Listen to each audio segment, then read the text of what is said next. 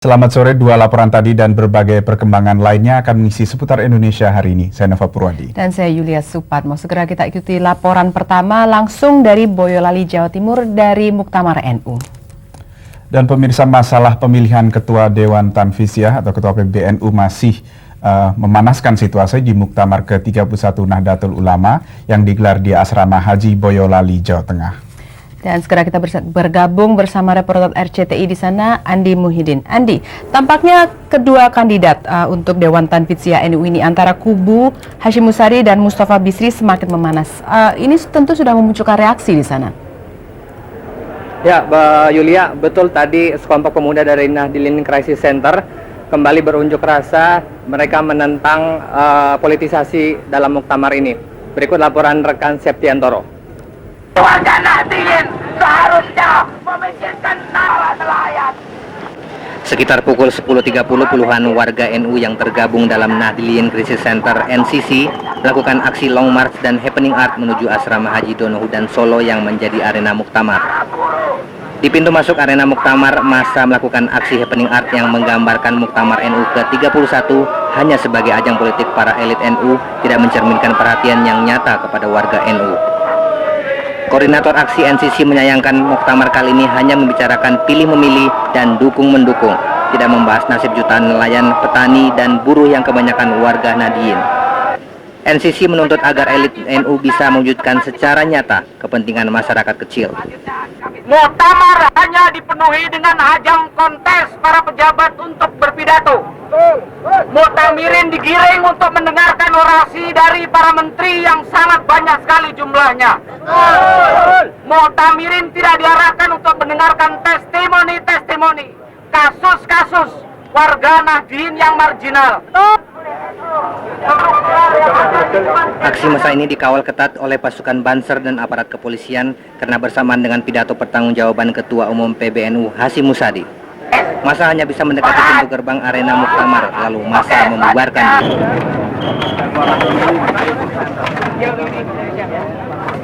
Septiantoro melaporkan. Nova Yulia, yang menarik juga hari ini, Rois Am Sahal Mahfud yang biasanya berdiam diri menyatakan bahwa ia bersedia dicalonkan kembali menjadi Rois Am, walaupun Gus Dur juga telah menyatakan siap menjadi Rois Am. Namun Sahal menegaskan bahwa ia tidak akan pernah mencalonkan dirinya sendiri. Menanggapi adanya manuver dukung-mendukung dan penolakan terhadap calon lawan, Rois Am PBNU Kiai Haji Sahal Mahfud menghimbau semua pihak untuk tidak menjadikan Muktamar ke-31 sebagai ajang perebutan kekuasaan. Sahal juga mengecam pihak-pihak yang melakukan manuver politik dengan penuh kecurangan. Ia juga meminta elit politik untuk tidak masuk ke dalam struktur NU. Nova. Andi, tampaknya juga ada langkah dari sejumlah kiai untuk seperti meredam situasi yang semakin memanas ini. Ya, betul Nova, tadi sekitar 30 kiai yang tergabung dalam resolusi ulama melakukan pertemuan dan mengatakan bahwa akan segera bertemu dengan Sahal Mahfud, Hashim Musadi, dan Mustafa Bisri. Para kiai ini menyatakan bahwa akan segera bertemu, namun tidak dapat menentukan kapan waktu dan tempatnya.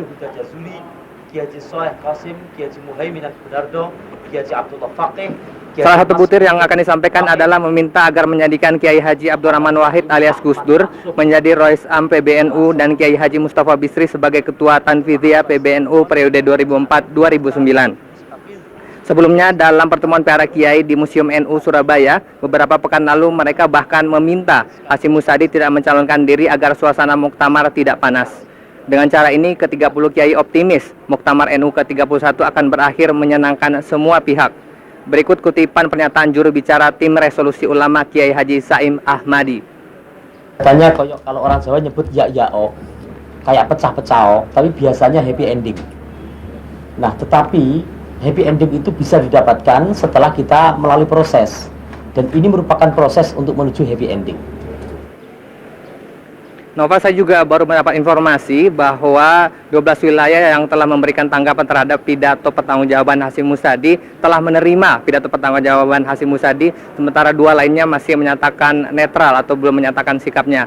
Jam 7 malam nanti tanggapan terhadap pidato Hasyim Musyadi akan segera dilanjutkan. Demikian Nova dan Yulia.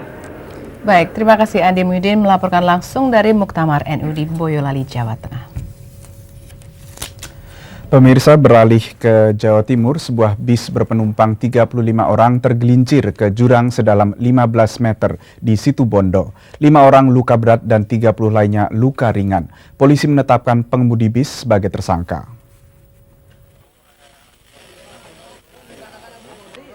Bus Restu Agung nomor polisi P6114LU ini terguling di Jalan Tanjakan Gunung Batu, tepatnya di Desa Capore, Kecamatan Panji, Situbondo, Jawa Timur, Minggu malam sekitar pukul 23 waktu Indonesia Barat. Kecelakaan berawal saat bus Restu Agung yang membawa rombongan warga Desa Batal, Kecamatan Panji, Situbondo, baru kembali dari berziarah di Madura. Bus tak mampu melaju saat memasuki ruas jalan dengan tanjakan curam. Akibatnya bus mundur dan terguling ke jurang sedalam 15 meter. Akibatnya 5 orang luka berat dan 30 lainnya luka ringan. Puluhan penumpang bus yang selamat berhamburan keluar dan berusaha menyelamatkan diri. Para korban kini dirawat di Rumah Sakit Elizabeth dan RSU Situbondo. 5 korban luka berat adalah Mulyati, 50 tahun, Mariama, 38 tahun, Niswati, 56 tahun, Nurhayati, 8 tahun, dan Mimin, 31 tahun. Kelimanya warga Desa Batal, Kecamatan Panji, Situbondo. Hasil olah TKP Polres Situbondo menyimpulkan kecelakaan akibat human error atau kesalahan manusia. Menurut polisi, supir bus Abdul Wahid belum berpengalaman di lokasi kecelakaan. Selain itu, bus mini yang mestinya diisi maksimal 27 penumpang ternyata diisi 35 orang. Polres Situbondo akhirnya menetapkan Abdul Wahid sebagai tersangka. Dari Situbondo, Jawa Timur, Eko Suryono melaporkan. Hingga siang tadi tercatat 14 kali gempa susulan di Nabire, Papua dengan kekuatan 2 hingga 4 MMI. Ribuan warga telah meninggalkan Nabire untuk menghindari gempa susulan. Namun ribuan lainnya terpaksa bertahan meski harus tinggal di tenda-tenda darurat. Hingga hari Senin tercatat lebih dari 2.000 warga Nabire eksodus ke Jayapura, Biak dan Timika untuk menghindari gempa susulan. Dari Bandara Nabire, sejak Sabtu tercatat sedikitnya 16 penerbangan yang membawa 600 warga eksodus menuju Timika dan Biak. Sebagian ada yang hanya transit dan melanjutkan perjalanan ke Makassar, Jakarta dan Surabaya. Sementara sisanya menggunakan kapal KM Ngapulu dari Pelabuhan Samubusa, Nabire untuk tujuan Jayapura. Sebagian besar warga yang eksodus adalah wanita dan anak-anak. Namun ribuan warga lainnya terpaksa bertahan di tenda-tenda di halaman rumah mereka. Wakil Bupati Nabire Tony Karbaba meminta warga agar tidak masuk ke dalam rumah terutama pada malam hari. Pasalnya BMG Jayapura memperkirakan dalam beberapa hari mendatang masih terus terjadi gempa susulan berkekuatan 2 hingga 4 MMI. Hingga Senin siang telah terjadi 14 kali gempa susulan berskala 2 hingga 4 MMI. Sementara itu, hingga kini Bandara Nabire masih ditutup untuk pesawat jenis Fokker karena dari 1.800 meter panjang landasan, sekitar 600 meter sisi utara dan selatan bandara rusak berat. Bandara hanya dapat melayani pesawat kecil jenis Twin Otter dan Cessna. Dari Nabire, Papua, koresponden Steve Dumun melaporkan.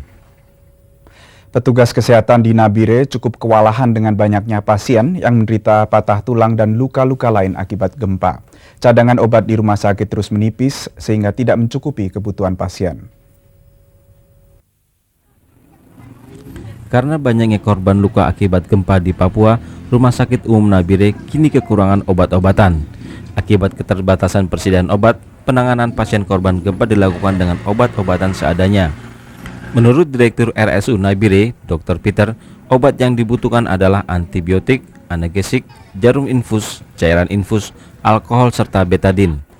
Tim dokter RSU Nabire Senin siang mengoperasi 2 pasien patah tulang kaki yang dilakukan di tenda-tenda darurat yang dibangun di halaman rumah sakit Nabire dan untuk sementara menjadi tempat tidur bagi pasien-pasien.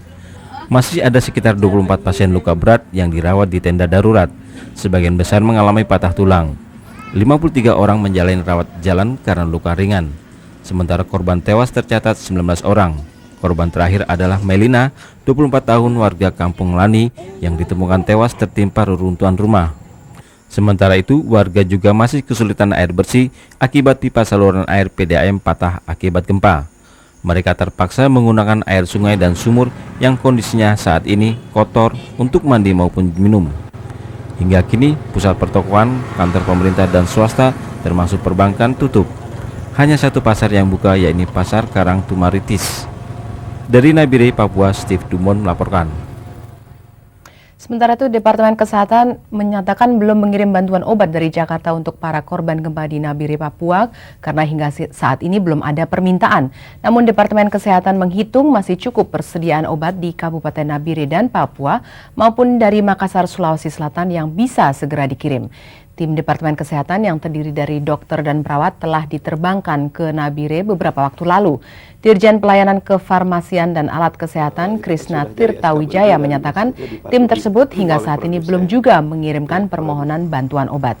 Namun jika dibutuhkan, Departemen Kesehatan siap mengeluarkan stok nasional untuk bencana alam dan kejadian luar biasa senilai 4,5 miliar rupiah. Sementara itu, Bulog menegaskan persediaan beras di gudang Bulog di Nabire juga cukup dengan stok sebanyak 800 ton.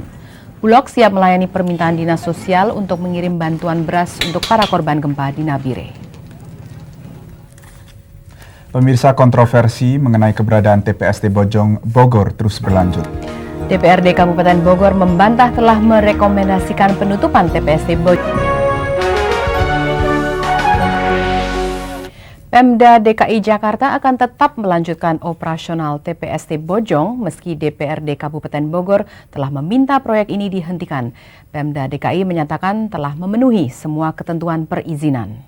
Ya, akan mengiras kemana-mana. Jangan ngimpi kita. Gubernur DKI Jakarta Sutioso menegaskan akan terus melanjutkan proyek percontohan TPST Bojong sampai diketahui ada tidaknya dampak lingkungan yang diakibatkan. Untuk itu, Sutioso meminta pihak legislatif maupun eksekutif agar berhati-hati dalam menyikapi kasus TPST Bojong agar tidak terbangun opini yang keliru pada masyarakat. Akibat aksi perusakan pada 22 November lalu, mengakibatkan para investor luar maupun dalam negeri berencana membatalkan investasi penanganan sampah di tanah air. Menanggapi permintaan DPRD Kabupaten Bogor untuk menghentikan operasi TPST Bojong, Sutioso mengatakan hal ini tidak berdasar karena segala sesuatu yang terkait dengan perizinan telah dipenuhi sesuai ketentuan yang berlaku. Itu kan aneh banget kan. Mereka kan pemerintah itu mengizinkan instalasi 110 miliar investasinya. Terus dibatalkan begitu aja bagaimana? Apakah pemerintah Bogor juga nggak akan mengalami kerugian? Dengan segala proses perizinan sudah kami peroleh dari Bapak Bupati sebagai eksekutif tertinggi atau sebagai pimpinan tertinggi di daerah. Kerugian yang diderita pengelola TPST Bojong akibat perusakan instalasi tersebut sekitar 28 miliar rupiah dan diperkirakan membutuhkan waktu perbaikan selama 1 bulan. Rencananya TPST Bojong akan mengolah sampah dari DKI Jakarta sebanyak 2.000 ton per hari dan dari Kabupaten Bogor sebanyak 400 ton per hari. Rianto Wicaksono melaporkan. Sementara itu, DPRD Kabupaten Bogor membantah telah merekomendasikan penutupan TPST Bojong secara permanen. DPRD Kabupaten Bogor membantah akan menutup secara permanen tempat pembuangan sampah Bojong. DPRD hanya merekomendasikan penutupan sementara TPST Bojong hingga waktu yang tidak ditentukan. Sekarang ini kita tidak permanen ditutup, tapi ditunda sampai hasil evaluasi kita hasilkan. Ya, kalau Komisi C itu kan di dalam tataran teknis dia menangani hal-hal itu, tapi keputusan itu kan ada di lembaga dewan, bukan di perkomisi. Sebelumnya tersiar kabar bahwa Komisi C DPRD Kabupaten Bogor menyarankan agar TPST Bojong ditutup untuk selamanya. Komisi C rencananya juga akan segera menggunakan hak interpelasi untuk memanggil Bupati Kabupaten Bogor. Kapolres Bogor AKBP M. Taufik menyatakan sejak pertama rencana pengoperasian TPST Bojong, ia telah menyarankan untuk membatalkannya. Bicara dari dulu juga bahwa suasana di sana tidak mendukung. Tolong TPST jangan dulu dioperasionalkan. Saya selalu ngomong seperti itu karena saya tahu persis bagaimana kondisi sosial yang ada di masyarakat. M. Taufik menambahkan sebaiknya seluruh pihak menunda pelaksanaan hingga kondisi masyarakat tenang dan aktivitas sudah kembali normal. Koordinator Tim Pembela Korban TPST Bojong Erwin Usman menghimbau agar para pejabat dan pihak kepolisian tidak hanya berjanji, namun harus segera mengambil langkah konkret untuk segera melakukan penutupan TPST Bojong. Sementara itu, baik Bupati maupun Wakil Bupati Kabupaten Bogor tidak berkenan untuk memberikan konfirmasi. Dian Wiknyo dan Ruby Majid melaporkan. Polres Bogor hari ini merampungkan 4 berkas untuk 18 tersangka pengerusakan di TPST Bojong. Aparat juga telah mempersiapkan 1 berkas susulan dan menetapkan satu tersangka baru yang dianggap sebagai otak dalam kerusuhan tersebut. Keempat berkas tersebut atas nama Nenin bin Oman dan kawan-kawan yang berjumlah 8 orang. Nenin bin Omar dan Amin Gunawan dan kawan-kawan. Ke-18 tersangka ini rata-rata dikenai pasal 170 KUHP, yaitu pengerusakan secara bersama-sama. Khusus bagi tersangka Amin Gunawan bin Edi, polisi juga menerapkan pasal 160 karena tersangka dianggap sebagai penggerak dalam kerusuhan tersebut. Sementara itu, berkas atas nama Wawan hingga kini masih dirampungkan karena tersangka juga terlibat langsung dalam kerusuhan sebelumnya tanggal 4 November. Aparat juga kembali menetapkan 1 tersangka baru atas nama Ipang. Ipang diduga sebagai salah satu provokator utama dalam kerusuhan. Aparat sendiri baru melayangkan surat panggilan pertama kepada Ipang. Hingga siang tadi tersangka belum datang ke Polres Bogor. Harga bahan bakar minyak dipastikan akan naik mulai tahun 2005. Pemerintah menegaskan kenaikan disesuaikan dengan tingkat harga minyak dunia. Nantikan laporan selengkapnya sesaat lagi. Pemerintah akhirnya memutuskan menaikkan harga BBM tahun 2005. Langkah ini diambil karena terus membengkaknya subsidi BBM akibat melambungnya harga minyak dunia. Langkah pemerintah untuk menaikkan harga BBM ini diungkapkan Menteri Keuangan Yusuf Anwar saat rapat dengar pendapat dengan Komisi 11 DPR Senin siang. Hingga 23 November lalu, besarnya subsidi BBM sudah mencapai 46 triliun rupiah atau 75% dari target APBN perubahan 2004 sebesar 59,2 triliun rupiah. Akibatnya defisit APBN 2004 diperkirakan naik menjadi 1,5%, meleset dari target semula 1,3%. Menurut Yusuf, hal serupa masih akan terjadi tahun 2005. Untuk itu pemerintah akan mengurangi subsidi BBM untuk tahun depan. Ya itu juga ceritanya 2005, susah mempertahankan harga minyak $24. Ya sekarang kan sudah $50, sudah 2 kali lebih. ICP juga demikian.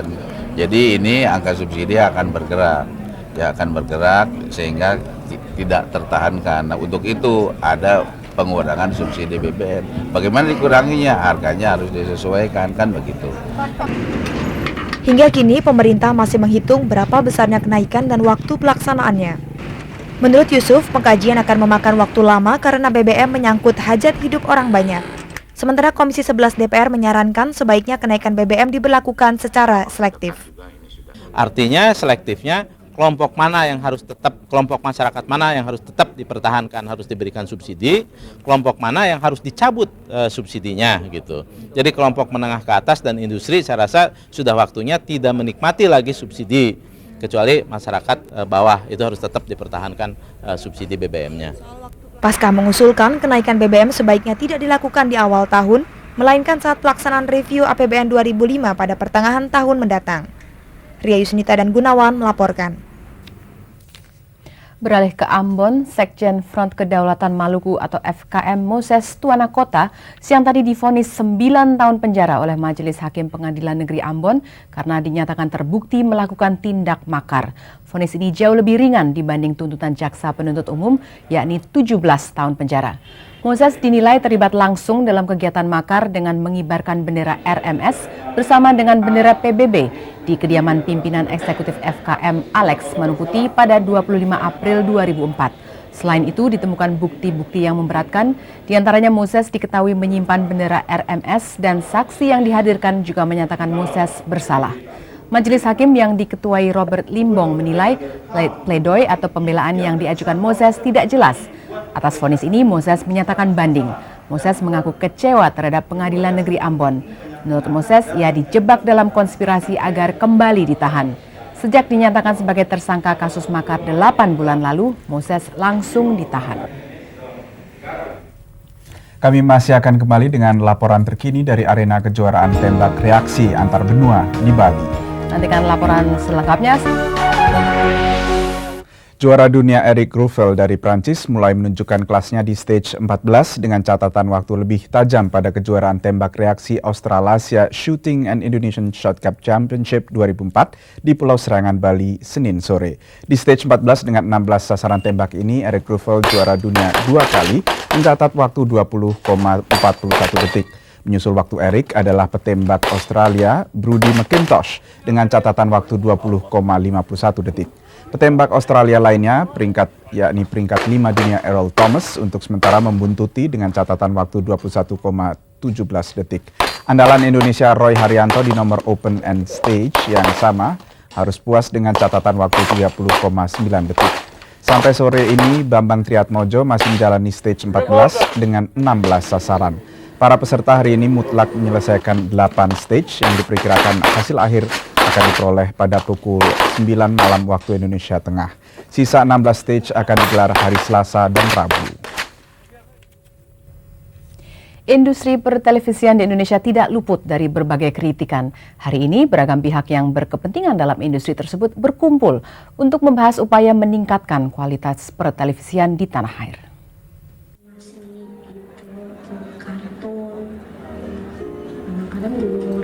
Tayangan televisi memang terkadang kontroversial. Di satu sisi dihujat, namun di sisi lain malah digemari pemirsanya. Tayangan mistik yang sejak awal tahun ini telah dihilangkan oleh RCTI adalah tayangan dengan perolehan iklan yang cukup tinggi. Tidak kalah kontroversialnya adalah proporsi tayangan komersial atau iklan. Pemirsa pada dasarnya menginginkan sesedikit mungkin iklan yang mengganggu kenikmatan menonton mereka. Namun lain halnya bagi stasiun televisi karena iklan adalah denyut nadi dari industri pertelevisian. Tetapi hari ini pertemuan dari berbagai pihak dalam industri pertelevisian menyadari pentingnya proporsi yang seimbang antara iklan dengan acara-acara televisi. Bahkan harga iklan di Indonesia yang dinilai terlalu rendah juga sempat disinggung sebagai penyebab dari tingginya volume iklan. Managing Director RCTI Sutanto Hartono menyatakan, di Indonesia satu spot iklan yang memiliki durasi rata-rata 30 detik memiliki harga hingga 20 juta rupiah. Sementara di Amerika Serikat berharga 2 juta dolar Amerika atau sekitar 1000 kali lipat dari harga iklan di Indonesia. Permasalahannya memang pelik ya, karena kalau kita lihat di Indonesia, salah satu permasalahan yang mendasar adalah rendahnya red card yang berlaku. Kalau kita melihat di pola prime time misalnya, di mana prime time itu memiliki rating yang paling tinggi, red card itu biasanya hanya berkisar sekitar 18-20 juta rupiah per spotnya.